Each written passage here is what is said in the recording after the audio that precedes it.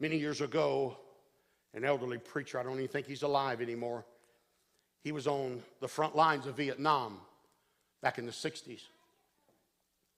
And they took him and some special forces men, and they said, we're going to give you some special training. We're going to show you what the Viet Cong will do to you if they capture you. He said, one day in Colorado, they took us into the side of a mountain. And he said it was nothing but a vast cave there. And he said, inside that mountain walked not only myself, but 5 other men that had never been afraid to die. Never been afraid to die. And he said, all 6 of us walked in. He said, the commander came in and said, now, I'm going to bind your hands and feet to the sides of these walls with chains that we've prepared. And he said, for the first time in your life, we're going to expose you to teetotal, 100% total darkness.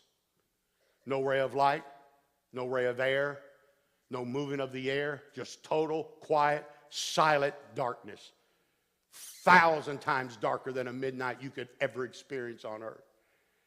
He said they put us 6 men in there, and when they began to close all the doors and everything electronically began to lock, I thought to myself, I've never been afraid of the dark in my life. But he said for some reason, I don't know how long we were in there, but he said for some reason I heard one of the men begin to say, hey, let me out of here. I've had enough. I can't breathe. Let me out. I can't see. I can't hear. I feel dizzy and weak. Let me out. And he started screaming at the top of his lungs. It wasn't long till one of the other men said, I can't stand it no more. Get me out of here. Please open the door. And he said before long, all of us were cheering at the top of our lungs. Help! Help! We can't take it anymore. And he said, Brother Kid, I don't know why, but I found myself tilting my head down and grabbing handfuls of my hair and pulling it out. He said, I had handfuls of hair between every finger on my hands. And I was screaming at the top of my lungs, let me out. He said, my body was soaking wet with sweat. And I thought about alienated, total darkness, no help, no rescue. He said, I screamed and my voice was nothing but a whisper.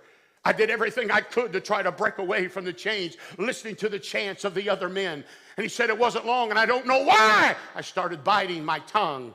I wanted to take hunks of my tongue and spit it out. And I was chewing on the side of my mouth and my tongue, and blood was running down my face, and sweat was pouring off my body, and the chains had me bound, and my voice was gone, and I had hair between all my fingers. And when I thought I would absolutely lose my mind, they opened the door.